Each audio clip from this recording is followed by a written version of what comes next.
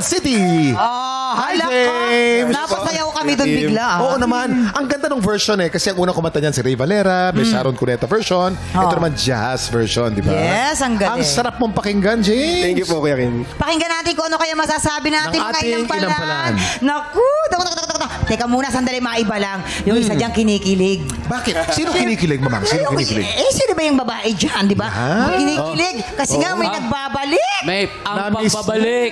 Ang pagbabalik. Namiss niya si Carl. Nako. Ba't di ka makapagsalita, Jessica? Parang natatameme ka. Jessie Carl. Magsasalita ako sa Jessie Carl. Kuya Kim, may nabalitaan ako. Kumanta dito ng Hindi Tayo Pwede. Ay? Oo, at tinitignan ko yung reaction ni Jessica kung siya ba ay humahanga. Sabi ko sa kanya, buti na lang, hindi ako yung kumanta ng Hindi Tayo Pwede. Dahil gusto ko maging pwede tayo. Ayun. Bakit ka? Ayun. Sana all. Sige, ano muna? Sabihin niyo muna, inampalan. Ano muna? Si Carl muna kasi ngayon pa siya. Buti na lang. Ayun! Hello ulit mga tiktropa. Ako po ay sobrang masaya na nakabalik dito. Thank you for welcoming me back. You know, James, it's so refreshing. What a beautiful way to start today's competition. Grabe yung energy na binigay mo. Tamang-tama ang timpla para sa akin. Ang danger, Tito Red, sa mga ganitong kanta minsan na, okay, bubbly, masaya, wala masyadong climax eh. Pero si James, nagawa niya ng paraan kung saan niya ilalagay yung mga tamang bigay, tamang birit. So, parang masarap na ulam na saktong-sakto yung timpla para sa akin. So, good job. Good job, James. So parang parang si Jessica, parang ganun. Hello? Ako na naman? Si Jessica medyo kumbaga sa ulam medyo may anghang eh. Naku! Yan. Siya ay pangat. Pangatlong init. Ayun. Ay, mas masarap yung ulam pag iniinit. Huwag kang diba? itutulak kita sa bangin. Game. Hi, James! Ang ganda ng interpretation mo sa song na to. Like, binigyan mo ng bagong flavor, new sound, nice voice quality, nice timing, at nakita ko na nag-enjoy ka lang. Kaya nag-enjoy ako sa performance mo. Congrats. Pagka nag-enjoy ang isang singer, ito ba yung napoproject at nararamdaman din ng mga nakikinig? Yes po.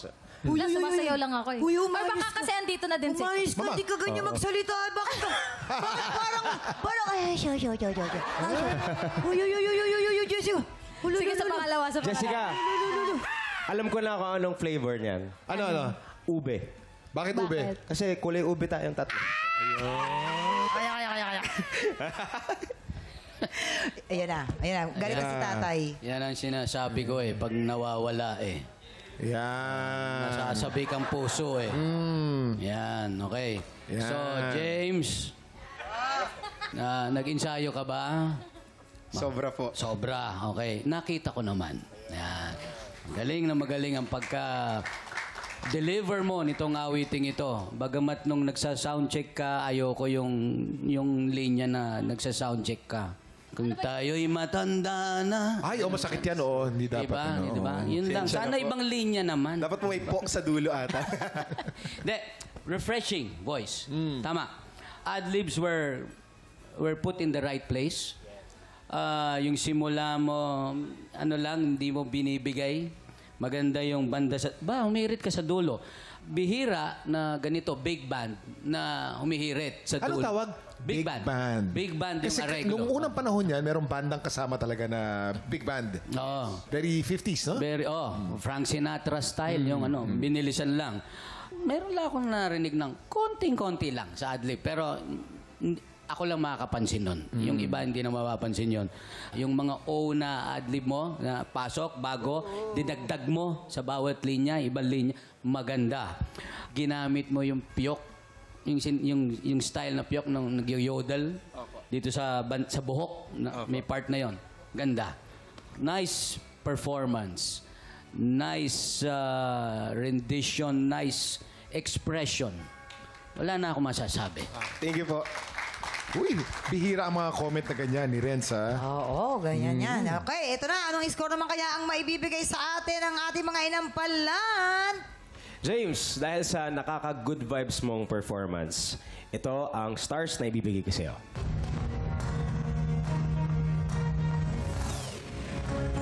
4 stars ang binigay ni Carl.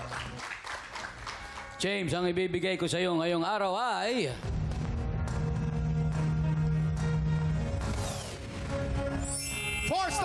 ang binigay ni Renz. Ayan na. Ito na, James. Bibitinin muna natin kung ano ang score na may bibigay ni Jessica. Sa ngayon ay kilalanin na po natin ang ating pangalawang kaluhok na si Rica Maer. Dahil matagal ka nang sumasali ng mga singing contest, marami-rami ka na ding naipon. Kwentuhan mo naman kami para ma-inspire naman kami. Yung mga premyo po is tinutulong ko po sa family ko, sa mga bills, and meron pa po akong 2 kapatid na nag-aaral. Tinutulungan ko lang po sila mama para hindi po sila mahirapan. Balita ko, nakabili ka na din ng lupa at napatayuan mo na. Ano, kompleto na ba yung bahay? Kulang na lang po is bubong. Nagpursigi po ako lahat po ng mga kinikita ko is dun ko po inano sa lupa, and ngayon unti-unti po, little by little, sana po matapos ko po yung bahay po namin. Actually, meron po siyang fiancé na. Nag-propose na siya Opo. sa'yo. Boyfriend mo siya for 3 years. Ngayon po is magsa 7 years na po kami. Baka naman may mensahe ka sa iyong fiancé. Nakakakilig naman. Ayan.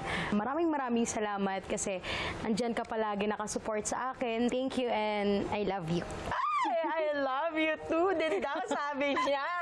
Nako, I'm sure pinagdarasal niya ang iyong championship sa iyong Thank you po. competition dito sa TikTok Lock. And we can't wait to hear your voice. Thank you po. Rica Maer from Pangasinan. Oh, di ba? F Ay, na F. Rica. Napaka-powerful ng voice ni Rica. F na F naman. Grabe. Pero itong apelido mo, Maer, anong ano yan? Anong pinagmulan yan? Anong nakwento sa inyo ng mga ninuno mo, ng mga lolo't lola mo? Wala Maer. Wala naman. Kasi alam ko merong mayor, merong mayor. Pero yung Maer, kakaiba, no? Kaya pinagkakamalan po ako minsan may lahi po. Yun na Pero nga. May lahi. May lahi ka. Pilipina ang lahi mo. Yes. Ganda. Okay, ito naman alamin natin kung ano po masasabi natin mga inampalan. Ay, I stand up for love. Standing ovation. Standing. wow. Rika, you know, I love your voice quality. Grabe yung hagod, yung control, Yung tas yung hugot, no? Oo, Ang lalim, yung, no? yung kung paano mo siya tinimpla at paano mo kinontrol, parang dinala mo kami sa isang journey talaga from when you began until nag-climax yung song. Kung meron man akong mga little notes, siguro yung nag-modulate na medyo meron lang mga notes na hindi masyadong na-hit ng 100%. But nonetheless, nadala naman sa expression, nadala naman sa performance. So, I wanna congratulate you for taking me on a beautiful journey. Napatayo mo ako, napa-stand up for love mo. Standing ovation pala yun. Opo, stand up for Uy. love. Unang beses may nag-standing ovation na inampalan, ha? Pinakaunang beses. Hindi ko alam kung dahil sa kanta o dahil sa love eh. At ito pa masasabi ko dyan. Todo na yung tayo niya niyan, ha? Todo na to. Oh. Todo na Lahat yan. naman ang tayo, todo eh, mamang eh. Teka, awat muna sa ganong ano. Sa, Na-offend yung tatay namin. teka. Oh, kasalanan mo, ba't ganito yung Si height? tatay nagagalit na! Oo. Kaya Chill ka masaya lang. ako ngayon Oh. dahil pare-pareho kami ng Kaya level. nga, ang ganda nga yung tignan ni Bakod. Para Saka kay eye level, lahat. Eye level. Rika! Grabe ka, te. Mas grabe siya. Ay, naku, kabig ng bibig. Rika, great song choice. Bagay na bagay sa boses mo. Actually, nung nakita ko yung kakantahin mo, medyo mahirap to eh. Napakahirap na kanta to. Destiny's Child, Stand Up for Love. Pero nabigyan mo ng justice yung song. Bawat bira ng high notes mo, napakaganda, effortless. Ang wide ng vocal range mo. Kaya congrats, kasi nagustuhan ko yung Yan. performance mo. Madalas natin naririnig na bigyan ng justice ang song. Anong ibig sabihin yan? Nabigyan ng justice ang song? Nabigyan niya ng tamang kwento na ipadama niya sa amin lahat nagawa niya. So, yun yung para sa akin. Meron lang ako napansin doon sa simula mo dahil siguro sa nervyos, may breathing na kinakapos, kinukulang, kaya nagpuputol ka ng mali. Although, nadala mo naman. Gustong-gusto ko yung control mo doon sa part na I'm gonna sing this song. Yung part na yun, kinontrol. Akala ko aalagwa ka, pero binaba mo, kinontrol mo. Doon sa pag-change key, medyo konti. Siguro, insayuhin mo yun na mas sapulin mo. Overall, bihira ito na nagkakaroon ng 2 contestant na hindi sumasakit ang ulo namin. Nako, mahirap Sasakit ito lang mamaya. ito sa pagpili kung sino. Sa galing. Okay. yung tenga ko medyo na-refresh. Uy, Oh, na-refresh. Oh, diba? Kumbaga, nawalan siya ng tutuli. Oo. Okay, Tama. tingnan natin. Anong score kaya ang ibibigay natin mga inampalan? Rika, napa-stand up for love mo. Kaya naman, ang stars na ibibigay ko sa'yo ay...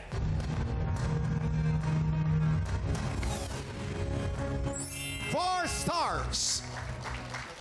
Rika, naaliw kami sa iyo ngayong araw kaya ibibigay kong score sa iyo today ay 4 stars. Aba! Malapit ang laban Oo ng dalawa. nga, ha? mamaya na natin ipapakita ang score si Jessica. So far, si James ay meron ng 8 stars at si Rika naman ay... tayo sila 8 stars Parehong din. 8 stars. Yes. Nako, ito na. Up next, susubukan ni Gary Villalobos na maging longest reigning champion. Nako, bilang first grand finalist na may 8 straight wins. Kato, Kuya Kim. Magtagumpay kaya siya o mapatasik na siya ng isang bagong kampiyon? Abay, pakatutukan yan sa pagbabalik ng tanghalan ng kampiyon dito lang sa TikTok lang!